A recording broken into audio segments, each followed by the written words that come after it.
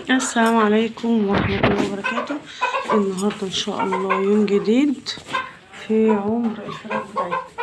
زي ما اتكلمنا امبارح على تربية الفراخ البلدي مع الحمام، هنتكلم النهاردة مع تربية الفراخ البلدي وايه الحاجة اللي هي تنفع معانا. مبدئيا كده انا من يوم ما ربيت الفراخ البلدي ما سبتهاش لوحدها. مرة نجيب فراخ بلدي مع الحمام، والحمام كده كده ثابت معايا. مرة نجيب فراخ بيضة ونكون حاطلهم كده في القفاصة او مع لهم اي مكان على جنب.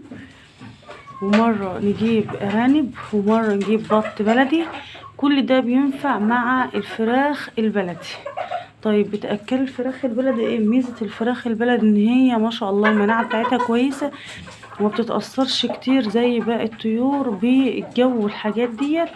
ايوه مش هنكدب عليكم، انا اكتر من مره جبت فراخ وماتت. انا مره جبت 50 فرخ وماتوا 50 بعد ما كبروا نفس الاحجام اللي قدامكم دي. كانوا اقل شويه. كبروا ليه؟ انا كنت جايبه روزماري، روز اسمها روز، فراخ من اللي هي الرز، مش روزي بقى، لا روزي حاجه زي كده. هي كانت بيضه في اسمر كده. وكنت جايبه فراخ بلدي، كنت جايبه فراخ هجيني. فراخ الهجيني بتاكل تكبر زي الفراخ البيضة بالظبط. والرز نفس الحكاية. والفراخ البلدي بيتم حجمها زي ما هو. فبالتالي ان هما حجمهم كبر، والفراخ دي ثابتة ما بتكبرش زي ما انتوا شايفين كده، يعني ايه حجمها بيفضل صغير. فلقيتهم متأثروا بقى بالتربية بتاعتهم مع بعض. فبالتالي النفس بتاعهم مختلف عن بعض، فتحس ان هما تعبوا يعني.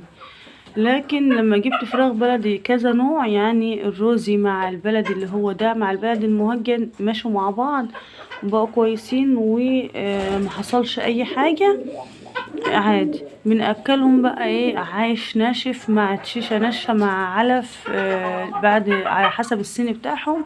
علف بادي او علف نامي او علف ناهي على حسب حجمهم وسنهم. اللهم صل وسلم على سيدنا محمد.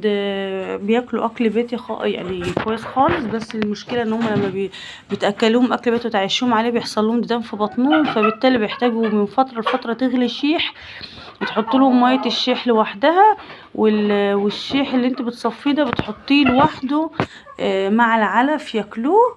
فلازم تكوني متابعه موضوع الديدان ده كويس جدا علشان بيأثر عليهم بعدين. ده بالنسبة بس هنا، ده بالنسبة لتربية الفراخ البلدي تنفع مع ايه بالظبط. ده ديك اهو، ده ديك بلدي انا مربيه يا جماعة من هو عمر يوم. كنت جايبة الكتكوت مش عارفة ب8 جنيه ولا ايه. كان ايامها الفراخ كانت غالية، دلوقتي ممكن يوصل 4 جنيه كمان. جبت لهم تحصينة عمر يوم وتحصينة عمر 15 يوم وربيتهم معايا في الشقة فوق في بلاستيكة صغيرة كده. وبعد كده لما ابتدوا يكبروا شوية حطيتهم في البلكونة، وبعدين نزلتهم بقى في المكان المخصص لهم فقفصوا شوية منهم. يا رب الفيديو بتاع النهاردة يكون عجبكم، يا رب اكون قدرت افيدكم بأي حاجة.